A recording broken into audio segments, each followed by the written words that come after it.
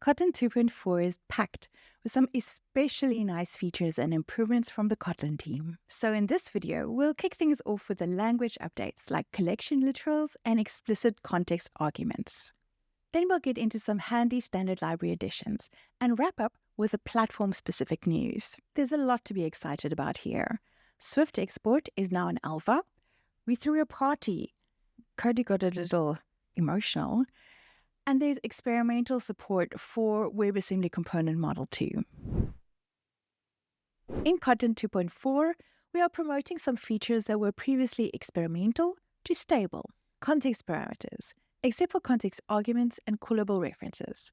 I'll be covering the basics of context parameters in the next chapter. Explicit backing fields. We have already covered explicit backing fields in another video, which you can find in the description. Finally, some annotation improvements like the @all meta target for properties and new defaulting rules for use-site annotation targets. You can find out more about these features in the description. Context parameters let functions and properties declare the things they depend on, so those things are automatically available from the surrounding context. With context parameters, you don't have to keep on passing around values by hand. For example, things like services or other dependencies that are shared and really change across a group of function calls. Context parameters are a big step forward for managing dependencies in Kotlin. They make dependency injection simpler, improve DSL design, and help with scoped operations. Let's take a quick look at an example. Say that we have a user service interface that you can call to do things like log a message or find a user. Now, we could pass along the user service as a function argument wherever we need to use it. But maybe we're working with a group or family of functions that does similar things and they all use user service. It would then make sense to use user service as a context parameter. Now, let's create a function called output message that uses user services log function. To declare context parameters on functions and properties, use the context keyword followed by a list of parameters. Inside the function, I can simply refer to the context parameter as users. Next, let's look at how we can use context parameters with a property called firstUser. Similar to functions, we can define a context parameter using the context keyword followed by a list of parameters. And then I refer to the context parameter from inside the properties getter function to make the call to find user by ID. We are also introducing several new language features as experimental. Let's look at each of these features in detail, starting with explicit context arguments. Context parameters are great, but in bigger projects, it is possible to end up in a situation where you have two functions with the same name, but differing only in their context parameters. Until now, there was no simple way to tell the compiler which one you meant. But in Kotlin 2.4, you can fix it by passing in context arguments explicitly when calling the function. Let's look at an example. You can see that the compiler cannot resolve which send notification function I'm calling. Is it the one without the context parameters? Or the one with the email sender context parameter? Or is it the SMS sender one? Explicit context arguments are still experimental, so we need to opt in using compiler arguments. Remember to sync Gradle. Now we can resolve which function we are calling by explicitly passing in the context argument. For example, we can call the email overload by passing in the email sender context argument. Or we can call the SMS overload by passing in the SMS sender context argument. Kotlin 2.4 introduces experimental support for collection literals. You can now create collections in a simpler and more concise way using square brackets. Before, when I wanted to create a list of, say, talk types, I would have to write something like this using list of or maybe mutable list of. Now, with collection literals, I can change the code to this. So much more concise. The type of talk types here is list of strings, but if you wanted to create a mutable list instead, we simply change the type, like so. This approach shows a striking similarity to the new positional destructuring syntax. This is not a coincidence. These are both instances of things where positions matter in Kotlin, and we do want to intentionally handle them more uniformly. So let's take a look in case you're not familiar with that particular feature yet. I can use the new positional destructuring syntax to assign values from the list to suitably named variables. If I print them out, I can see each variable was matched with similar text from the list because we use the same order in the list as we did in the destructuring. Of course, the bracket syntax isn't limited to just lists. It works with sets and sequences too. You can also declare a custom operator called of to use the bracket syntax with your own types. In fact, if you're a library developer, I would really like to encourage you to check this feature out. It could really improve your API for your users. Since collection literals are still an experimental, you need to opt in with the following compiler flag. If a read-only properties value is known at compile time, you can mark it as a compile time constant with the const modifier. These constants get inlined at compile time, so each reference is replaced with its actual value. That makes them more efficient, since no getter is called when you access the value. In Kotlin 2.4, we are making experimental improvements to compile time constants. Before, const initializers only supported very basic operations on primitives and simple string concatenation. Now, we're expanding what you can do inside const initializers for numeric and string types. These improvements are unsigned type operations, standard library functions for strings like lowercase, uppercase, and so on, and the evaluation of the name property for enum constants and the k-callable interface. One particular example from the standard library is trim margin, which helps when writing long string constants. Until now, this would have given a compilation error because the initializer is not a constant. So you either have to drop the const or rewrite your constant in an uglier form. But from Kotlin 2.4 onwards, the compiler is able to do this at compile time. So you can write nicer code, and the compiler does the optimization. These improvements are still in experimental, and we will be adding more standard library functions over time. Because it's still experimental, of course, you need to opt in with the following compiler flag. Ever added a new optional parameter to a published API and accidentally broke some existing customers?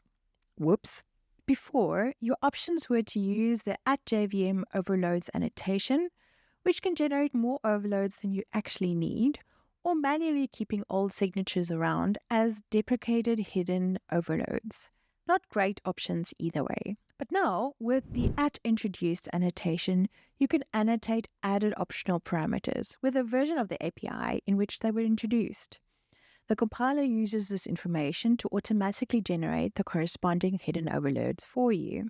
Let's take a peek at how we can use this annotation. Here we have a function called button that takes a label and color. We also have some new optional parameters for customizing the border color, style, and width. These are annotated with the @IntroducedAt annotation based on the version of the API that we're introduced into. The compiler will then generate hidden overloads for the older versions of the button function. This annotation is still experimental, and you need to use the @opt-in annotation to use it. Be careful not to use @IntroducedAt and @JVM overloads together. You'll get a warning because these two together generate conflicting overloads. In Kotlin 2.4, the standard library continues to evolve with the following updates. The UUID API is now stable, everything except the functions that generate the v4 and v7 UUIDs, in fact.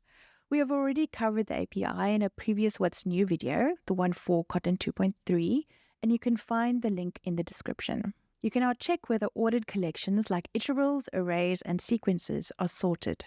New extension functions let you convert unsigned integers to big int. And lastly, new map fallback functions make it so much easier to work with maps that have nullable values. Something you might need to do from time to time is checking whether a particular ordered collection is sorted. In Kotlin 2.4, we've added some extension functions to check whether a collection is sorted or not without having to sort them again or creating your own helper functions, because life's too short for that. This includes the following extension functions. IsSorted and IsSorted only work on elements that have a natural order, like numeric types. IsSorted sorts elements based on a comparator function. Let's see how this function works. A comparator will return 0 if two elements are the same, a negative number if the first element is less than the second, and a positive number if the first element is greater than the second. The last two functions, isSorted and isSorted descending, sort based on what the lambda returns. Let's take a quick look at an example. Say we wanted to check if a collection of talks is sorted by the length of the recorded talk.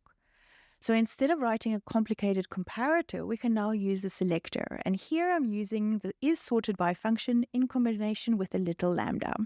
Isn't that just so much nicer than the older Java-style comparator? Kotlin 2.4 has added some alternatives for you to use for maps with nullable values instead of the usual get or else and get or put functions. Let's have a look. The first two will work exactly the same as get or else or get or put. They're just more clearly named for the nullable value scenario. The second two will return the default value only when the map doesn't contain the specified key. Let's clarify with an example. Here we are creating a map called map for null that has a string key and a nullable string value. It only has one entry, the key is speaker, and the value is null. If we print out the result of get or else if null, we'll see that we get the text Pamela, the default that we passed into the function, because the value was null. If we then alter the map with get or put if null, we'll see that later when we print the map, that the key speaker's value has been changed or put to Pamela, also because the value was null. Now, let's create the exact same sample again, this time calling it map for missing, with the same entry as before. If we print out the result of get or else if missing, we'll see we get the value null because the value was null, but the whole entry wasn't missing. If we then alter the map with get or put if missing, we'll see that when we later print the map, that the key speaker's value remains null because the whole entry wasn't missing again. Note that this feature is still an experimental state and needs to be opted in for using the @opt-in experimental standard lib API annotation. Let's talk about platform updates. And the big story here is Kotlin native. Swift export hit alpha and learned to handle suspend functions and flows. Oh, it grows up so fast. KMP apps can now declare Swift packages as dependencies for iOS apps in their build configuration. And this is a much requested feature since CocoaPods was deprecated. The Kotlin native compiler now supports Xcode 26.4. We've reduced memory use during devirtualization analysis, specifically the link release task for large apps. After experimenting with a concurrent mark and sweep garbage collector and listening to your feedback, we're making it the default. This significantly improves GC pause times and app responsiveness, a really big deal for apps that need to feel especially snappy. In Kotlin 2.4, it is now possible to call your shared Kotlin suspend functions and flows from Swift in a more idiomatic way when using Swift export. This will ensure proper cancellation of work and type safety preservation when using these concurrency mechanisms. So come have a look with me to see how to use it. Say that we have a suspending function called locateCody that returns a Cody location. A Cody location is just a data class modeling where Cody traveled to spread the Kotlin joy. But how do I call this function from Swift? A simplified version of what you'd have to do is to call try await locate Cody. Let's break down that call. Await is a Swift keyword that awaits the result of an asynchronous call. We need to try here because the function can throw an error. Next, say we have a function called follow Cody that gives us a flow of Cody locations. So we're following Cody to all their destinations, not just the latest one. Again, how do I call this function from Swift? This is kind of what it would look like. We call the flow function and immediately convert the result to an async sequence, which is the Swift equivalent to flows. We can then iterate through the async sequence using a for in loop, awaiting results until a new one arrives. CocoaPods has been deprecated. We held a funeral.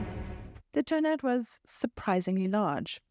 With Kotlin 2.4, KMP projects can finally configure Swift packages to import and use iOS dependencies right in your Kotlin shared code.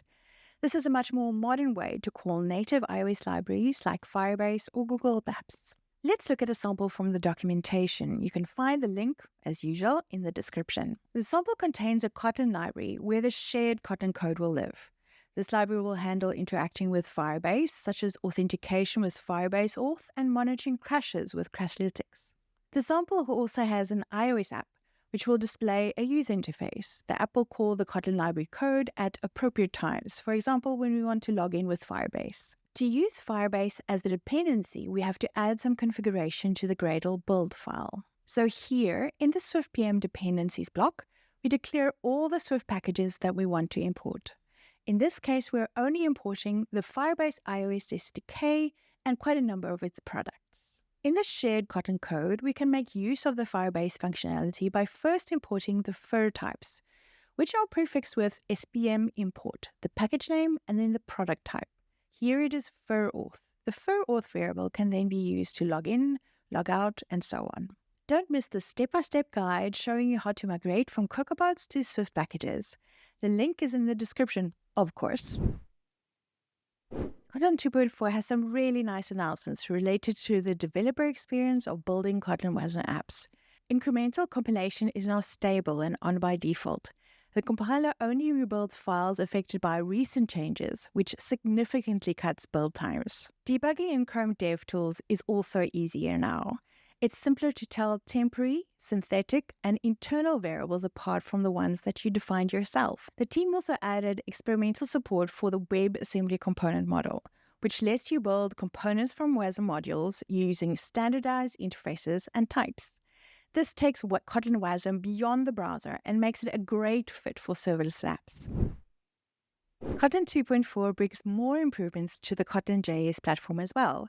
Let's take a look at what the team has been working on. JavaScript code inlining now works with all ES 2015 features. We've also been improving JavaScript and TypeScript exporting. Here's what's new. You can now export inline value classes, not just the regular ones. Type variance is preserved when you export to TypeScript. Interface exports are simpler.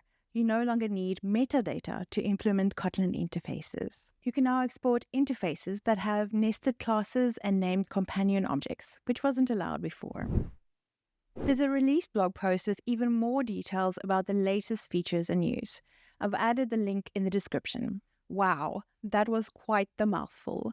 The Kotlin team has been working extremely hard on these features, and we hope you enjoy them. If you have some feedback, please get in touch in the Keeps or on UTrack. So now's the part where I say, have a nice Kotlin. Until next time.